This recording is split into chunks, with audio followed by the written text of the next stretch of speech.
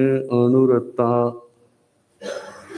जीर्ण वयन जे करेंति भावेन अमला असंकलिठा ते हुंति परित संसारी। बोलिए भगवान महावीर पावन चरित गुरुदेव जी। बंदो मन वच काय भव सागर को तरण में करो हमारी सहाय। जिन शासन जिन वाणी सदा जयवंत हो, श्रवण संग सदा अविचल मंगल हो। मुक्ति को प्राप्त श्रमण भगवान महावीर स्वामी, उनकी परम पावन कल्याणी भागवती वाणी वाचक प्रमुख श्री इंद्र भूति गौतम आदि गणधर भगवंत जुग प्रधानाचार्य परम पूज्य श्री सुधर्मा स्वामी जी महाराज, उनकी परम पावन पाठ परंपरा वर्तमान आचार्य ध्यान योगी परम पूज्य श्री शिव मुनि जी महाराज एवं गुरुजन सबके पावन चरण सरोजों में मेरा अनंत अनंत बार वंदना नमस्कार। उपस्थित धर्म प्रेमी सज्जनों, माताओं तथा बहनों, नव तत्व का वर्णन प्रारंभ किया। नौ तत्व जब कोई भी इस धर्म क्षेत्र में आता है तो अपने नवकार मंत्र से लेके पहले समाय के पाठ सिखाते हैं, एक एक शब्द करके। समाय के पाठों के बाद फिर 25 बोल सिखाया जाता है। जो हमारा कायदा है, जब 25 बोल आ जाते हैं तो जिसने तो घर में ही रहना है उसको श्रावक प्रतिक्रमण सिखाते हैं। जिसने साधु बनना है तो उसको साधु प्रतिक्रमण सिखाते। फिर उसके बाद ज्ञान परिपक्व हो फिर 9 तत्व का ज्ञान सिखाया जाता है। 25 बोल नव तत्व ये सारे आगमों का सार है। देखा जाए तो 25 बोल 9 तत्व सार, बाकी सारा विस्तार इनकी व्याख्या है आगम।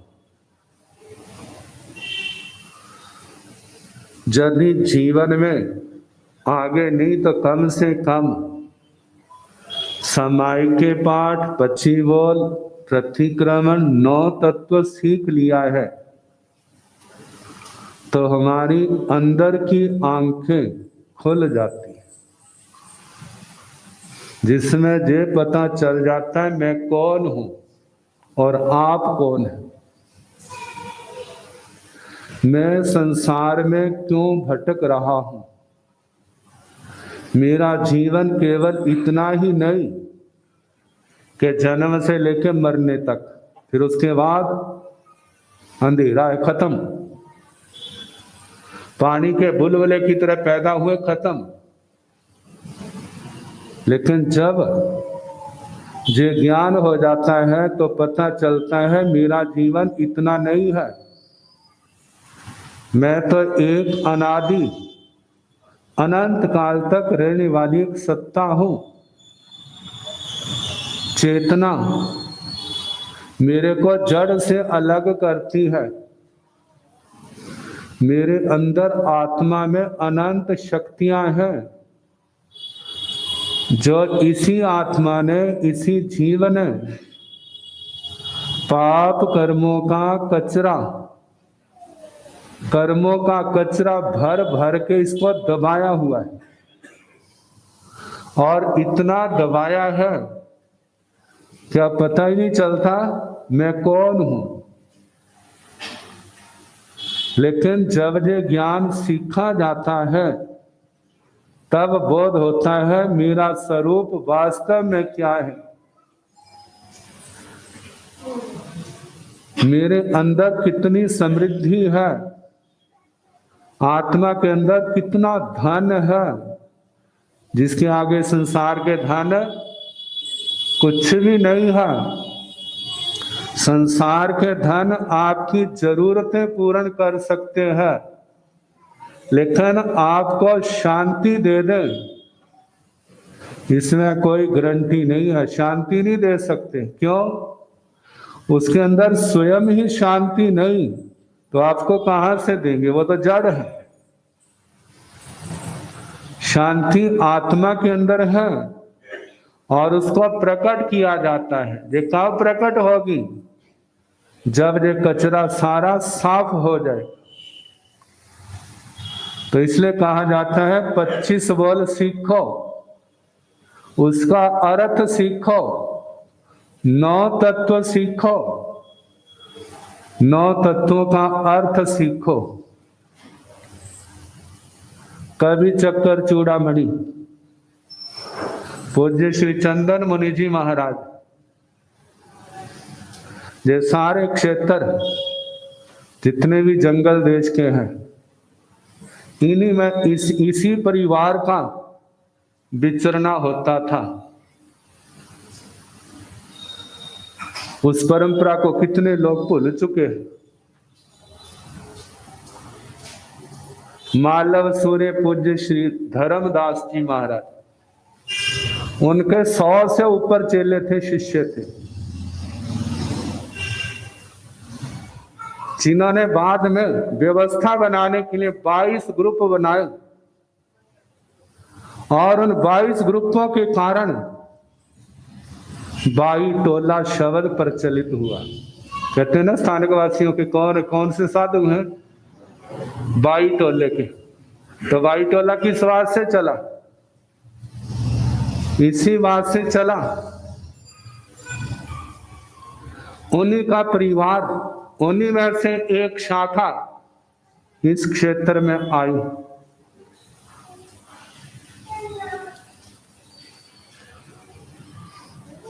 पूज्य श्री हजारी लाल जी, पूज्य श्री लालचंद जी, पूज्य श्री गंगाराम जी, उनके आगे पूज्य श्री जीवन राम जी। इनका तो नाम सुना है कितनी जगह के ही घरों में उनकी फोटो लगी दिखाई देती है। फिर उनके आगे पूज्य श्री श्रीचंद जी महाराज, जिनकी समाधि डब वाली में, और उनके आगे एक श्री जवाहरलाल जी महाराज थे, उनकी भी फोटो देखी होगी। और उनके आगे तपस्वी श्री पन्ना लाल जी महाराज, जो थानापति बरनाला में रहे, लगभग 26-27 साल वहां उनका। तो कवि श्री चंदन मुनि जी महाराज उनकी सेवा में रहे। उनके थानापति से पहले सारा इधर उनका विचरना होता था। अब परंपरा आगे बढ़ी नहीं, 2 संत रह गए, तपस्वी रतन श्री पन्ना लाल जी महाराज और कवि रतन श्री चंदन मुनि जी महाराज। जब 1978 में उनका भव पूर्ण हुआ, तपस्वी श्री पन्ना लाल जी महाराज, उस समय आचार्य श्री शिव मुनि जी महाराज अपने एक संत के साथ उनकी सेवा में आए हुए थे, और उनके साथ विहार करके कवि जी महाराज लुधियाना पधारे। वहां पर 79-80 का चौमासा हुआ। वहां से विहार करके मोगा में चौमासा किया 81 का, और उसके बाद 82 का चौमासा उनका गिद्धड़वा मंडी में, और उसके बाद लगातार वहीं पर अवस्था के कारण, वृद्धावस्था के कारण विचरण नहीं हुआ, और वो परंपरा क्या हो गई, विच्छेद हो गया। लेकिन कवि जी महाराज के ग्रंथ 20 से ऊपर काव्य महाकाव्य लिखे, बड़ी सरल भाषा में अपने इतिहास को, चरित्रों को उन्होंने अपनी लेखनी के द्वारा लिखा है। तो उन्होंने 2 लाइनें लिखी हैं। 9 तत्वादि चर्चा सच्ची, सिखे बिल्कुल बोल न पच्ची, कित्थो होवे ज्ञान श्री गुरुदेव सुनांदे। सुनो जी सूत्र व्याख्यान गुरुदेव सुनांदे। जिन्होंने कहते 9 तत्वों की चर्चा सच्ची है, वो चर्चा सच्ची नहीं है जो गली मोहल्ले में बैठ करके आप इधर उधर की बातें करते हैं, जिनके अंदर राग रंग दुनिया का वर्णन होता है। कौन सी चर्चा सच्ची है? 9 तत्वों की। 9 तत्वों की चर्चा सच्ची है। और जिसने 25 बोल नहीं सीखा, कहते उनको ज्ञान कहां से होगा? कहते गुरुओं के पास आकर के सीख। बेनती करे महाराज हमें भी सिखाओ, दुनिया के बातें नहीं, उनसे आत्मा के कपाट नहीं खुलेंगे। जे दरवाजे इनको सीखने से खुलेंगे, तब आत्मा को पता चलेगा मैं कौन हूं, मेरा स्वरूप क्या है। संसार के अंदर अनादि काल से मैं जन्म मरण कर रहा हूं, तो उसका मूल कारण क्या है? वो इस आत्मा की अज्ञानता है, मूढ़ता है। जो संसार के झूठे नश्वर सुख हैं, उनकी ओर तो हम सब कुछ सौंपे हुए हैं। जो आत्मा का सच्चा सुख है, उस ओर से अपनी आंखें बंद की हुई, उस ओर की आनी नहीं। केवल एक दोहा आता है, सुत दारा और लक्ष्मी, बस इनके अंदर खोए हुए। बस जो है तो सब कुछ है, जो नहीं है तो कुछ भी नहीं।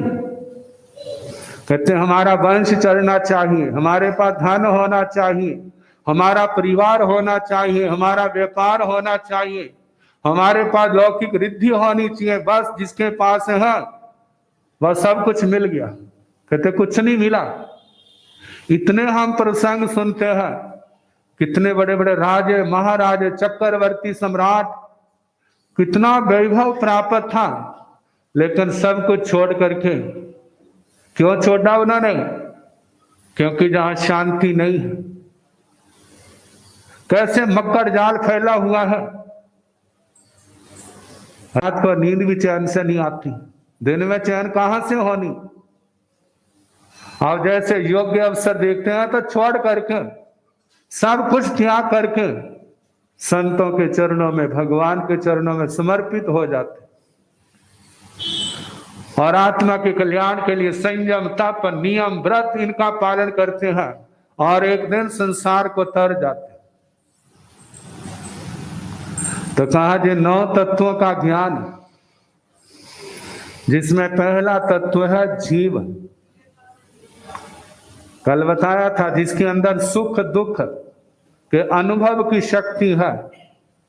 जो संवेदना किसको होती है? सर्दी किसको लगती है? गर्मी किसको लगती है? भूख किसको है? प्यास किसको है? मान अपमान कौन महसूस करता है? जो आत्मा करता है। जो जड़ पदार्थ है उनके ऊपर इसका कोई असर नहीं है। तो पहले दो तत्व जीव और अजीव, तीसरा और चौथा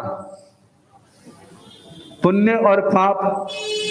संसार के अंदर कोई सुखी है कोई दुखी है, ऐसा क्यों? कोई हंस रहा है, कोई रो रहा है, कोई चिल्ला रहा है, कितने कुछ देखने को मिल जाता है। इसके मूल में क्या है? इसके मूल में है सुकृत और दुष्कृत।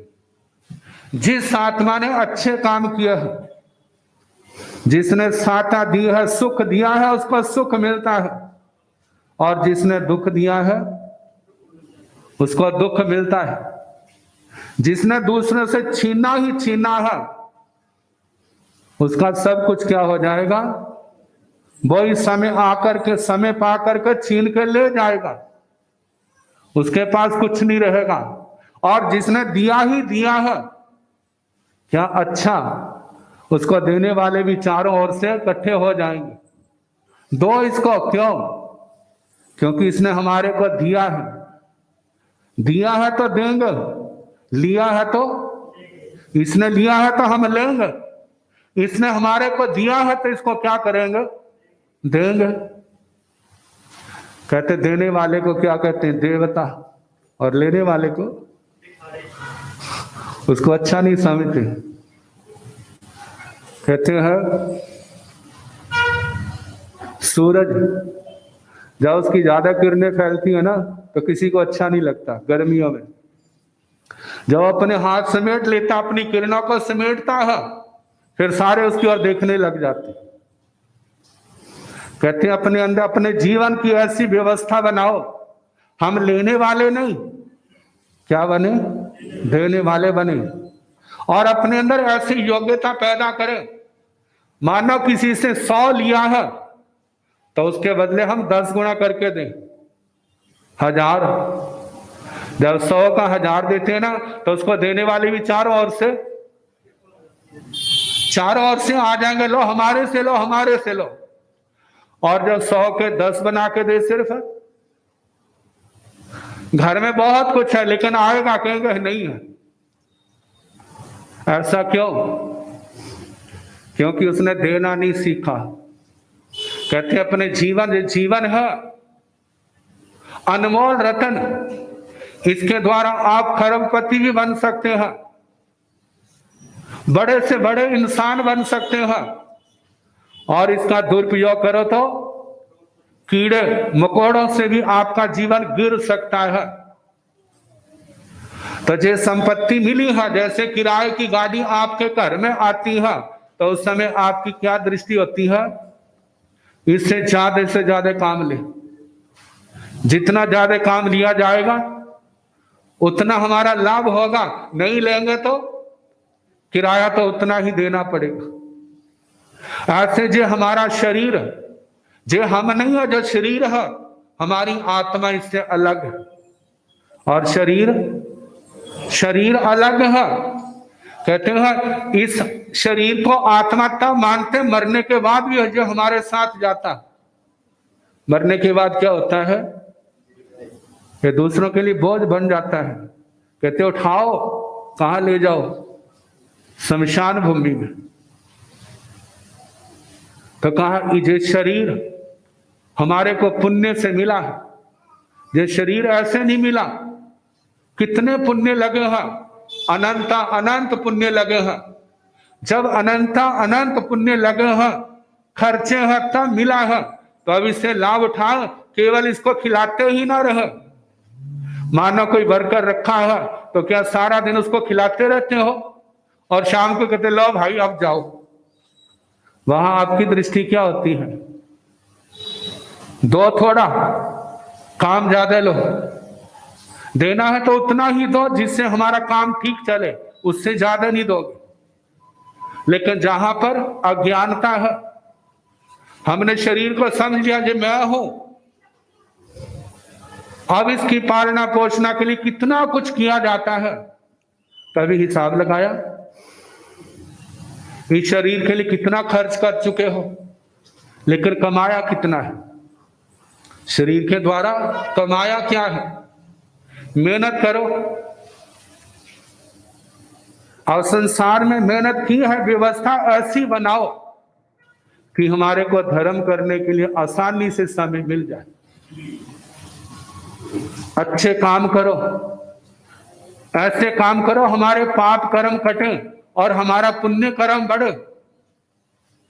जब पाप हल्के होंगे, सहने से पाप हल्के हों, तपस्या से पाप हल्के होंगे, सेवा से पाप हल्के होंगे और आत्मा का पुण्य बढ़ेगा। जब पुण्य बढ़ेगा तो समृद्धि बढ़ेगी, कोई चिंता नहीं होगी। अब उसके लिए दुकान जरूरी नहीं 8 बजे खोलनी। यदि वह 10 बजे 11 बजे भी खोलेगा तो उसने अपना जीवन ऐसा बनाया है कि उसको ग्राहकों की इंतजार नहीं करनी पड़ती, ग्राहक उसकी इंतजार करते। मानो कोई परिवार का दूसरा कहे ना कि भाई हम आपसे ले लेंगे, हम आपको दे देते हैं, कहते ना आपसे नहीं लेना। किससे लेना है? कहते तुम लेट हो जाओगे, कहते कोई बात नहीं, मंजूर है हमारे को। उसके हाथ से लेंगे, उसके हाथ से लेंगे, बरकत पड़ेगी। वहां पर पवित्रता है, वहां ईमानदारी है, वहां हमें विश्वास है हमारे से धोखा नहीं होगा। तो जे विश्वास किसने बिठाया? उसके जीवन की व्यवस्था ने, उसकी ईमानदारी ने, उसने जो नेक काम की है, जिसने पुण्य बढ़ा है, संपत्ति उसकी इंतजार कर रही है, वो संपत्ति की इंतजार नहीं कर रहा। लेकिन ये हुआ कब? जब उसकी आंखें खुली, जब ये सत्संग सुना, जब ये उसने 25 वर्ष 9 तत्व गहराई से जाने समझा, उस पर विश्वास आया और विश्वास के बाद अपना जीवन वैसा बनाया। तो कहा पुण्य कर्म, भूखे को भोजन देने से इससे भी पुण्य बढ़ता है, प्यासे को पानी पिलाते हैं उससे भी पुण्य बढ़ता है, किसी के पास जगह नहीं है उसको जगह का दान देना, आराम के लिए बिस्तर नहीं है तो वो भी क्या है, उसकी सुविधा का कारण है, वस्त्र नहीं है तो वस्त्र देना, मन से सबका भला सोचना, वाणी से सबको मीठा भला बोलना, सत्य बोलना, कड़वा तीखा रुखा शब्द नहीं बोलना, शरीर से सेवा करना, दुनिया में अच्छे लोग जो शिष्टाचार है उसको निभाना, निम के रहना, अहंकार नहीं करना, अभिमान नहीं करना, विनम्र रहना, नमस्कार। ये 9 प्रकार से पुण्य बनता है। माना घर के अंदर कोई बड़ा व्यक्ति आया, उसके आगे हाथ जोड़े, उसने क्या कर लिया? उसने पुण्य बांध लिया। जितना आदर दोगे उतना आदर मिलेगा, नहीं दोगे तो क्या मिलेगा? आदर दोगे तो अगले की ओर से आशीर्वाद मिलेगा, और आदर नहीं दोगे तो फिर जबरदस्ती आशीर्वाद लोगे। कितने कहते हैं महाराज आशीर्वाद दो, आशीर्वाद दो, कहते ऐसे थोड़े मिलते हैं। केवल जवान से दिए आशीर्वाद की कीमत नहीं होती, जो अंतःकरण से अपने आप उठता है उसकी कीमत होती है। और वो कब होता है? जब हमारा आचार अच्छा होगा, हमारा कर्म अच्छा होगा, हम सदा सेवक बन के रहेंगे तो आशीर्वाद मांगने की जरूरत नहीं है, बिना मांगे हमारे पास आ जाए। वैसे पुण्य और पाप जो सुख